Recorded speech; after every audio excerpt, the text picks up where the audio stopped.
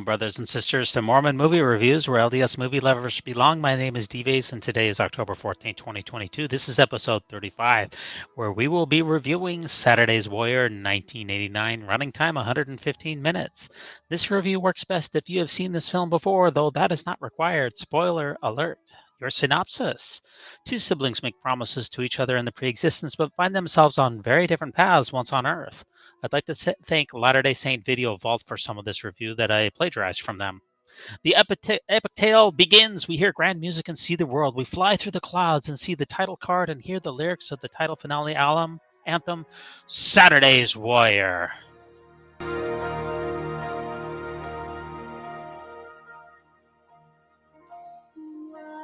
Children coming down like gentle rain through darkened skies,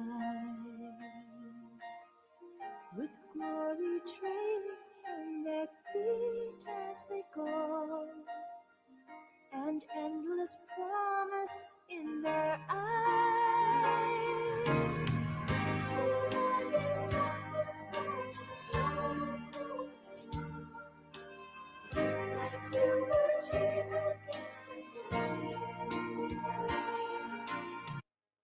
Yeah, we open up with pastel-draped characters in the clouds. There are stars, lots of fog, and other spirits who walk by. As we're in the pre-mortal life, we hear the murmurings of a large crowd.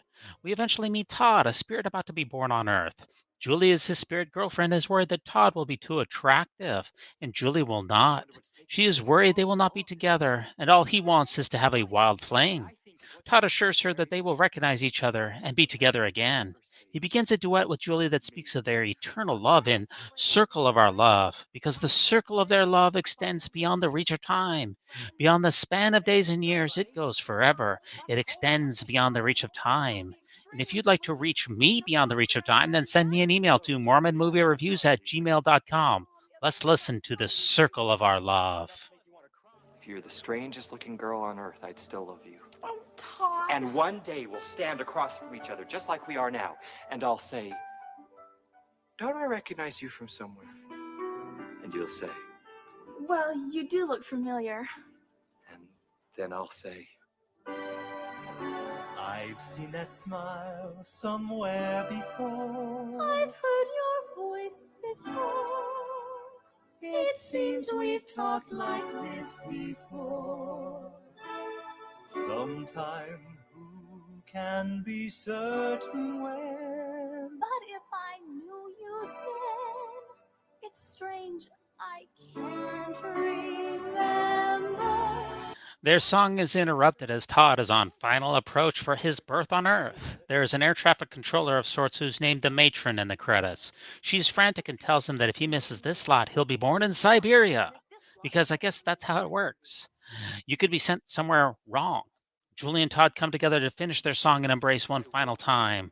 Todd ends the song by climbing up on a white platform, and with a flash of thunder and swirling stars, he disappears. The circle of our love extends beyond the reach of time. Beyond the span of days and years, it goes forever.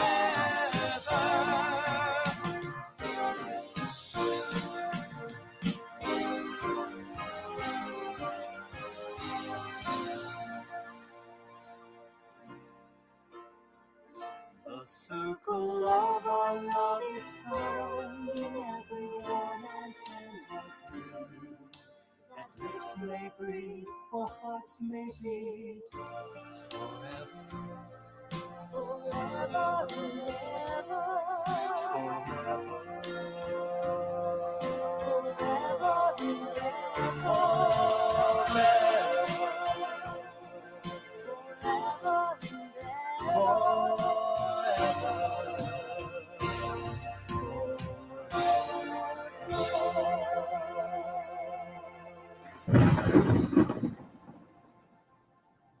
Julie is joined by other pastel warriors who are the rest of her future family on Earth. The Flinders, Pam and Jimmy, are to be the twins and the oldest. Then there's Julie, Alice, Benji, Ernie, and Shelley. Pam and Jimmy are nearing the end of their life in the pre-existence, and Benji interviews them and asks them what they fear most about life on Earth. Jimmy fears that others will not stand up to his raw animal magnetism, and Pam is worried that she'll just be a sweet spirit. She says that even that will be okay if she can just dance her way through life. The final Flinders, Emily, appears and is worried. Flinders' child number 8, Emily, is worried that she'll be forgotten and not born at all. They hesitate to mention the word abortion as the reason that Emily won't be born. Jimmy comforts her and promises that they will all stick together. This, of course, brings on the song Pullin' Together. The siblings sing about the challenges of Earth life that can be overcome by family. Jimmy even sings, "What will happen if there comes a day when I lose my way? What will you do?" Emily says she'd be willing to die for Jimmy, but they will pull it together and work it out. Pullin' together. What do we do when the going gets tough and the journey is rough? What do we do? Courage take, for goodness sake. And when we're out of courage and we're ready to break, we've got our father and mother, sister and brother, pulling together, we can work it out. The music quickly fades and the beat changes. We see a pair of men strut toward the platform. They are Wally Kessler and Howard Green, and they are convinced that they will be the best missionaries ever known. They sing about it in humble way. Their humble missionary march loudly sings of slicing the wicked asunder and righteous Harry Carey. Is there a righteous form of that? I don't think it's in Preach My Gospel, but that wasn't around in 1989, so you get the idea. They're about to be sent to Earth, but the matron switches them at the last minute. She has a sigh of relief because she has sent kids to wrong mothers once before. Anyway, thankfully the nurses switched them back. They laugh and laugh. I guess that's how this whole thing works. It's kind of crazy. Let's listen to The Humble Way. We are not the ordinary, fearlessly extraordinary, working righteous Harry Carey in our humble way.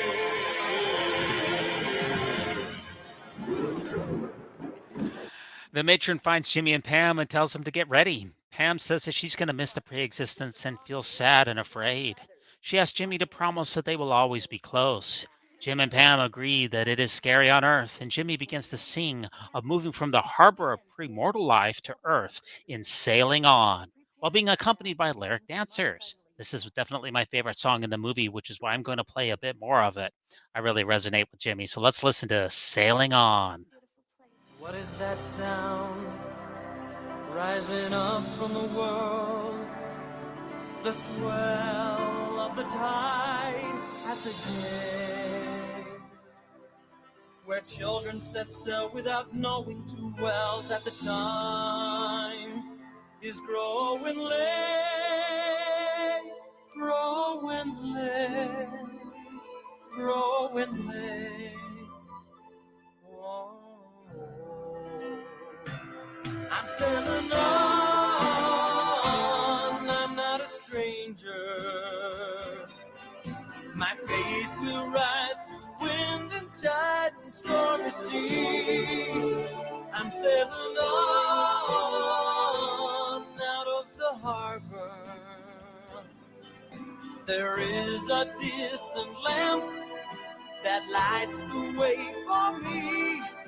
I hope they hold it high so I can see.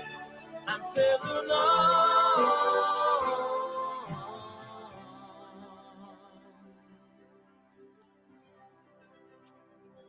We eventually cut to the real world where Wally Kessler is at the airport. He's in his missionary suit with his name tag. Julie is now his girlfriend, and she does not want him to go on a mission.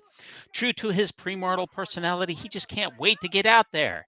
He just wants her to be there when he comes back. He reads a notice he had her sign promising that she would be there to marry him when he returns, as Julie recites it. She says that she will be there when he returns in great glory. And Julie, she's offended that Wally questions her loyalty and sarcastically asks him, "Will I wait for you?" Setting up a production number of the same name. Yes, Elder Kessler, Julie will wait for him like a burger waits for fries. Julie is shoved out of the way as Elder Kessler takes the spotlight.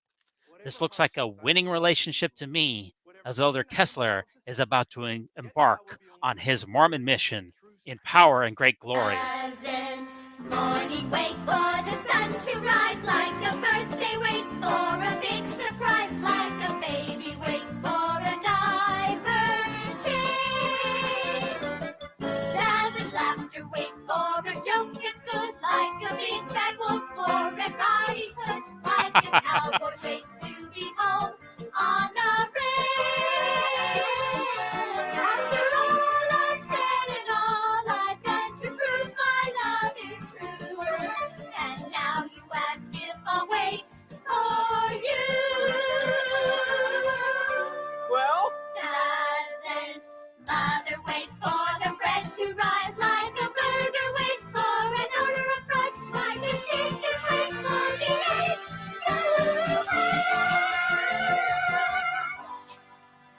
Julie, this is ridiculous. All I'm asking is, will you wait for me? This is final boarding call. All passengers, flight 231 for Oh, Los this is Angeles. it. Now Oh, boarding gate Wally, I 7. will wait for you. If they should torture me with that and leave me to dry in the sun, I will still be true. Yes. Didn't Alice wait for a wonderland like Captain Hook did for Peter Pan, like the alphabet waited for another Spirit tremble, you depraved world! Elder Kessler's on his way. like a faithful girl waits for her missionary.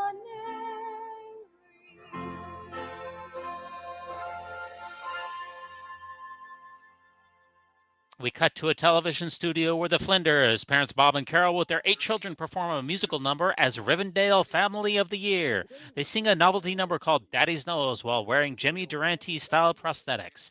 The only thing different is that Pam is now using a wheelchair. Daddy's Nose. All my friends told me, take advantage of your face.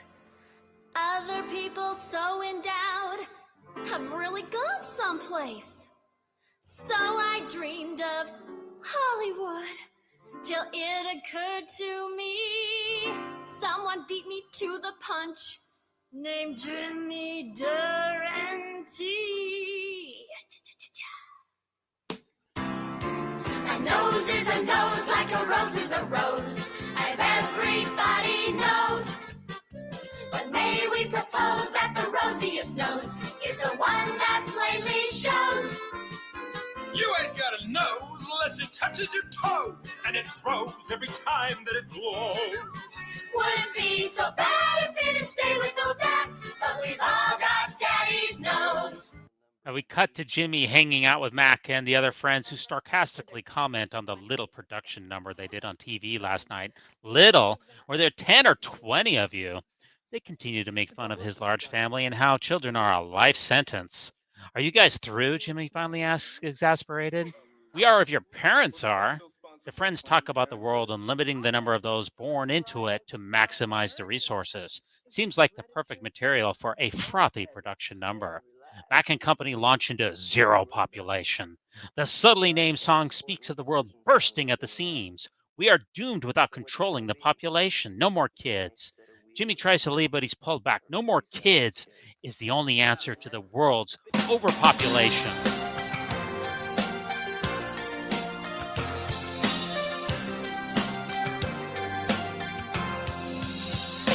Hey! Every day the world is getting smaller by far, bursting at the seams. What can we do?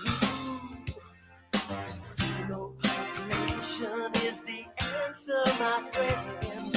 Without it, the rest of us are doomed. Very aggressive. Who will survive? Who can survive? Not one of us will be alive. Who can be strong? Who can be strong when every inch is gone?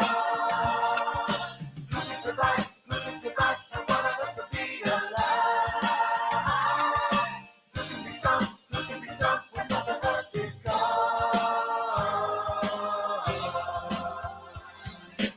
We join the Flinders back at home, where Jimmy lethargically walks to a chair. Carol is excited that everyone's finally home. Even Bob is there, and all the kids fill the room. Shelley asks Mom if she loves all the kids the same. She heard a story at school about parents who had to give a child away. Julie eventually enters, but she's also sad. Wally, he's been away for a whole week. And Benji, he's having absolutely none of this. He starts making some insensitive comments, and he's eventually forced to apologize for his rude comments. Jimmy, he doesn't care about any of this stuff. He says the answer to life's problems is just to not have any more kids. Zero population is the answer. They ask what's wrong, and Jimmy says that he's fine. He pushes Bob and Carol about their plans for another child. Bob asks him, why is this any of your business? Well, I'm part of the human race, aren't I? How many more are coming? 2, 20, or 60? Carol cries, and Jimmy storms out. Alice ushers the younger kids away, but Bob wonders, is this normal teenage brain damage? They love me. Didn't we raise him well? They understand. Can they see I'm not a child? I'm a man. Will they love me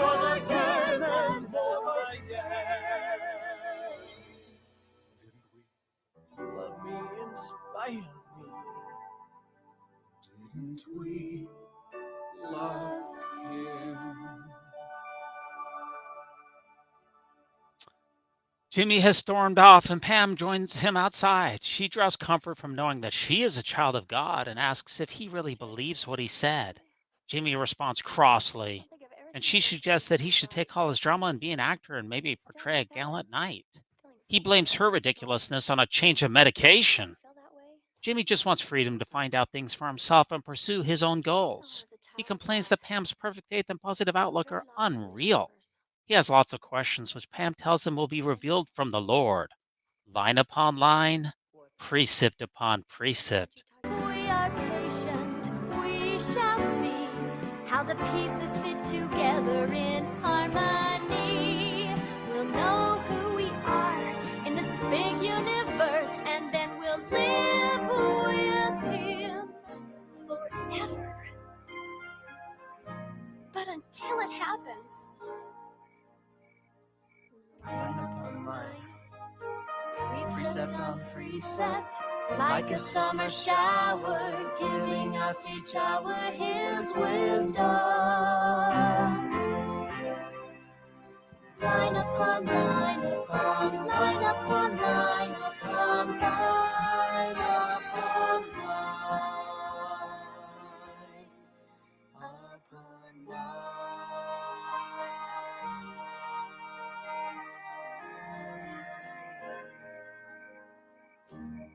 We cut to Julie's room. Wally, he's been out on his mission for all of 2 weeks, but Julie is prepared to go on a date with another boy named Paul.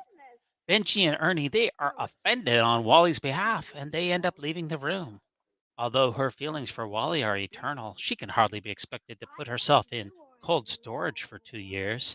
She sings about her date and decision to cut Wally off in He's Just a Friend, Dear John, with her sisters. The song cuts back and forth between Julie and Wally as they write and correspond with each other through letters. Wally is always asking Julie if she still loves him, and Julie constantly tells him to work harder. Eventually, the exchange progresses until Wally learns that Julie has been engaged for 2 months. The girls sing Dear John while Wally laments his lost trust in women. He's just a friend like those she counts in dozens. A kind, unselfish boy who understands her pain. He's just a friend to fan the bitter winds of sorrow. And after all, a girl can always use a friend. Oh, Elder, I'm ruined. I hear ya, Elder Kessler. The missionaries lament their lack of missionary success. They've been rejected and have absolutely nothing to show for all their hard work. Wally Kessler says he has suffered the biggest rejection of all and sobs on a park bench. Long-suffering Elder Green has had it. He smacks him and tells him to shape up and get back to work so they can show that two-timing wench what he's made of. Watch your language, Howard. Elder Green commits to finding baptisms even if they have to fast for 40 days. There are people who are searching even in this very park, says Elder Green. We just need imagination and courage to find them. He finally gets up on a park bench and starts making barnyard sounds and begins to sermonize, to channel the sounds of Idaho, to bring the message of salvation. Some people think he's crazy. What follows is a series of awkward interactions and golden questions to parkgoers. Wally again wonders how he can go on without Julie. Elder Green tells him to just pull it together. He grabs him by the tie and pulls him out of the park. The scene shifts to see Todd on the bench. He sings about where his life is going in Paper Dream. He's been drawing who he wants to be on paper, but somehow lacks the knowledge and ability to become the man that he draws. But who am I? Just a wandering kid. A cipher on the wall, not even brave enough. And where's my dream like his that I would fight for? And where's my cause like his that I would die for? But still the paper's in my hand, and every day I sketch that man who knows the truth and what life's all about. My conscience says I should be here. I guess I could at least begin. chances are I'd probably strike out.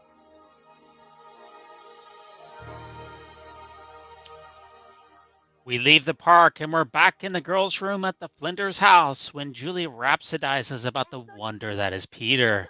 She never knew love until now and wants to be a good wife for him, which apparently involves keeping house.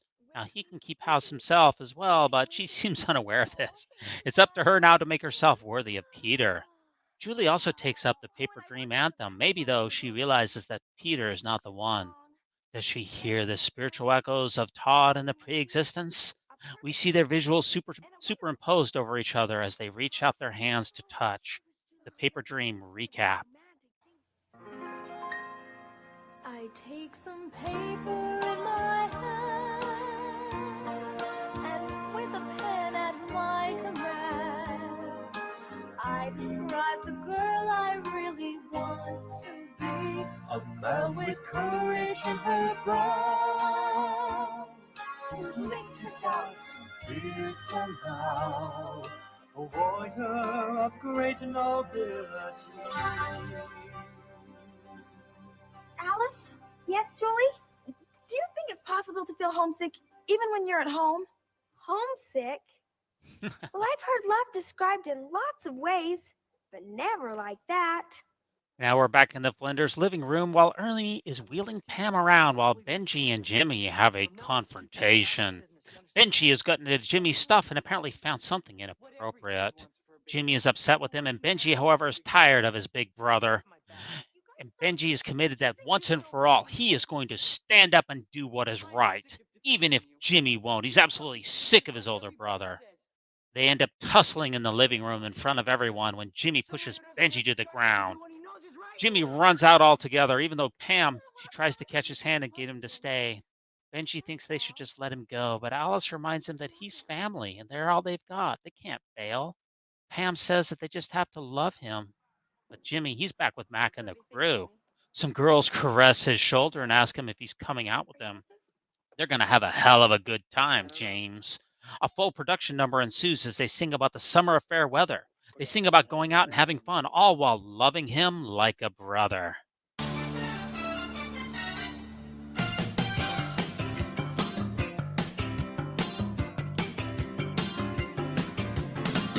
Summer of fair weather, and I know a place where we can get it together. Get it together whenever you're ready to go. Ooh. Jimmy arrives home and he's surprised with a rousing chorus of "He's a jolly good fellow." His dad grabs him when he tries to leave and appeals to his sense of common courtesy. His siblings threw him a surprise party and he doesn't even seem to care. Jimmy finally relents and his siblings one by one finally give him his presents. Even though he continues to protest because, hey, it's Pam's birthday just as much as his, but his siblings barrel on. Pam goes last and asks Jimmy to kneel before her. She puts on a crown and everyone calls her the queen, and she puts a foil crown on Jimmy's head and gives him a CTR shield and a sword. She knights him and asks him to rise as a warrior. She also tells him that they're going to go see Camelot. Finally, the kids allude to a big surprise that only the parents can talk about. It's another baby. Emily is going to join them, but Jimmy is upset. Are you going to keep it? Why don't you just drop a whole litter, Jimmy shouts. Well, they kept you, his sister shouts back at his older brother. Angered by his words towards Carol, Bob lashes out, and he strikes Jimmy. Carol, she collapses in tears.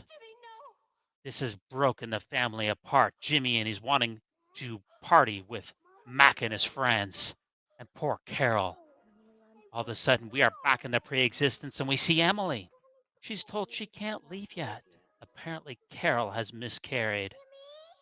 What about your promise, Jimmy?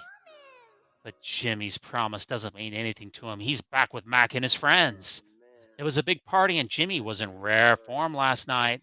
It starts to thunder and rain threatens. The friends joke that the rain will wash away his sins. His friends leave to avoid the rain, but he stays behind to be on his own. He ends up pulling out a letter they had been keeping from Pam. In the movie, Pam narrates the letter. Jimmy He's left home, but Pam, she's back in the hospital. He relates some stories of family life. Oh, excuse me, she relates some stories of family life and encourages him to find his own version of freedom, knowing who you are. She prays that he will know he is a child of God. Pam encourages him to find answers line upon line. Jimmy, he's going to leave, but then all of a sudden, Todd asks him to wait as he's sketching Jimmy. As Todd sketches, they begin to talk. Todd asks Jimmy about his family, and Jimmy starts complaining. Todd suggests that he's going to try to convince him that they are horrible so that he won't miss them. Todd finishes the picture and hands it to Jimmy, who says it's not him. Todd just says it isn't him yet and explains that his art is to draw people the way that they could be. Todd shows him the self-portrait. Hey, we're in the same boat. No one knows where we are going. Jimmy disagrees. Then why are you hanging out on an empty park? Todd continues. Not having your head on straight is not what I call freedom. Freedom is knowing who you are. And once you know that, the rest will straighten itself out. The words spark something within Todd. He wants to know more. He tries to stop Jimmy before he goes and senses that there is something more that Jimmy knows, but he isn't sharing. Later, Jimmy is in the park alone, and one of his friends comes back to tell him that there's an important message he needs to call home right away. He goes to a payphone and dials his family. All of a sudden, the rain starts, and he reaches his family, and he drops to the ground in anguish and agony. Pam has died in the hospital. This is a thunderbolt to the young man, and he rushes back to his family. We see Pam in the pre-existence, or the postmortal existence, depending on how you call it, and she is reuniting with Emily.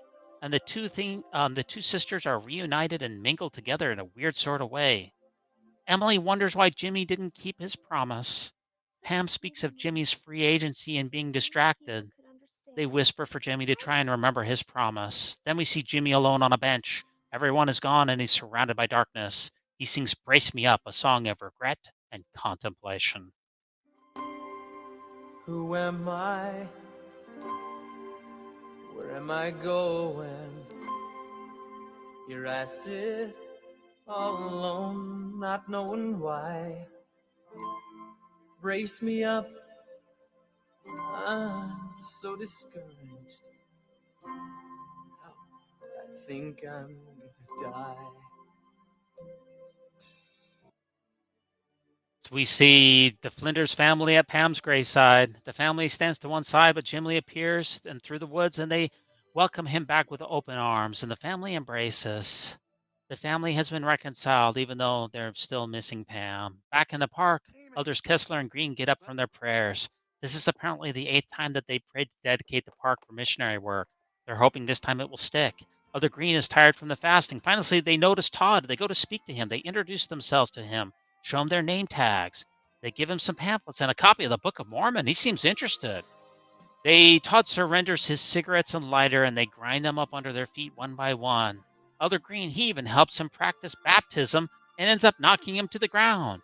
They shake hands. Clearly, he has been converted in one afternoon in the park. The golden investigator Todd smiles.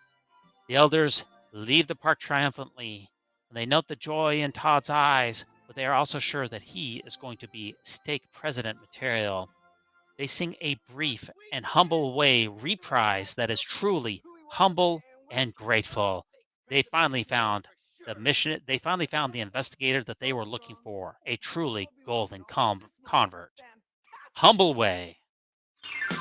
We are not the ordinary, fearlessly extraordinary, working righteous Harry Carey.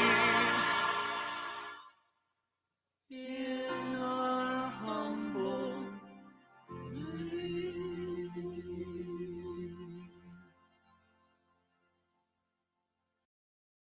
We cut to Julie in her room. Her parents come to talk to her as she's having doubts about the wedding. She's engaged and it's only 3 days away. Her father says doubts are normal, but Julie says that there's something wrong. It's much deeper. Bob says it's her decision, and he and Carol end up leaving the room. Julie looks up, and the scene fades out as we see Todd reading the Book of Mormon. It cuts back and forth between them as they begin to sing a duet, Feelings of Forever. It all fits together now. I lived before I came here. Please, dear Father, what are these feelings? I am a son of God. I have a destiny, an eternal purpose. wings of forever come so strong. They follow us like jewels that light the path behind. Calendars of time we almost knew that trembled in a lamp much brighter than the sun. I recall the morning you arose, shining like a star on an endless sea of sand. And the tender child in your eyes, as the compass crossed out, I took your hand. And now we lift the veil and try to understand. And reach for what we were before we were. To finally come again back to the start where we began.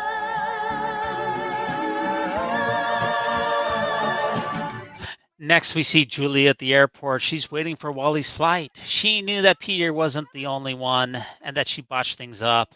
Elder Green Harold ends up running into Julie in the waiting area. He's there because Elder Kessler said that there was a big surprise. He also says that he can see why Wally had such a hard time getting over Julie. That seems to make Julie happy despite its creepy delivery. Her happiness is quickly interrupted as the gate agent makes an announcement that Wally paid for. I'm requesting to make this special paid announcement just arriving now through Gate 7, returning in great humility and glory from a triumphal soul-saving mission. Please welcome back Elder Wally Kettler. That's Kessler, Wally shouts in exasperation. He runs right past Julie to embrace Elder Green. But Elder Green nudges him back towards Julie. Hey, I'm just keeping my promise, Wally, Julie says with a big cheesy grin. Wally doesn't believe it. He thought that the Dear John was the end of him. He tries to hug her, but he's pulled away by Elder Green. He's not released. Then Todd comes off the plane and his eyes meet Julie. I think I know you from somewhere, Julie says. Wally is thoroughly confused. He doesn't see how and invites Julie to meet Todd Richards, his one and only baptism. Julie only has eyes for Todd. They reach hands and continue to be fascinated by each other. Wally is crushed yet again. He ends up dropping to his knees and he grabs Julie's leg. Promise me you'll fast and pray before doing anything drastic. He tries to intervene in their reunion, but Elder Green says it's all over and drags him away. Maybe we can still be roommates back at BYU. Todd and Julie seem to be remembering what they've done long before, like they've known each other forever. We have a reprise of Feelings of Forever, Circle of Our Love.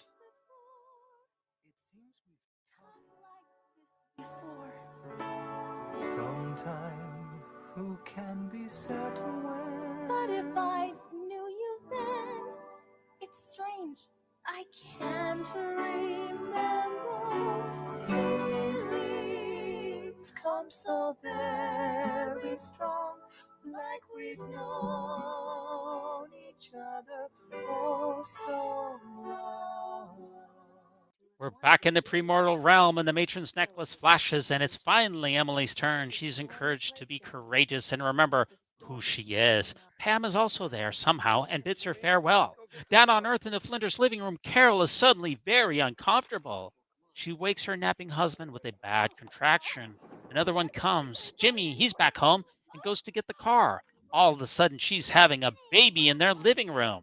Kids trip and fall everywhere getting supplies. One child is told to call the doctor. Unfortunately, this is a horrible time for a power outage which goes out due to a bad storm. Lightning crashes and we hear Emily's first cries. Children bring in candles to light the scene and we hear Saturday's Warrior once again. The movie closes as we see Jimmy holding his younger sister. He was able to keep his promise to Emily after all. Surrounded by darkness, the family unites as Emily comes from the premortal realm to visit the Flinders family as the last child of the Flinders. A touching ending to the movie. The movie then flashes over to a young boy in a white shirt who raises a sword to the sky with both hands, and we hear the title theme once more, Saturday's Warrior. There's a lot to unpack with Saturday's Warrior. Doctrinal issues, abortion, family planning, child abuse, loss of a loved one, access to emergency medicine during a storm, spandex, big hair. Shall I Go On? This movie knows that it's cheesy and embraces it. We never really understand why Jimmy leaves the family for a time, although I guess you can suspect drug use and perhaps some other behaviors, but it's never really clear. The music duets and solos really help us understand the characters.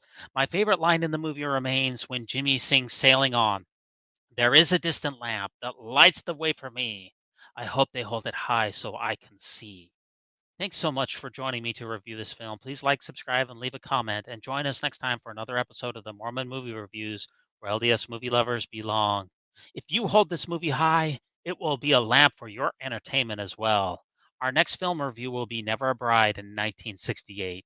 So long.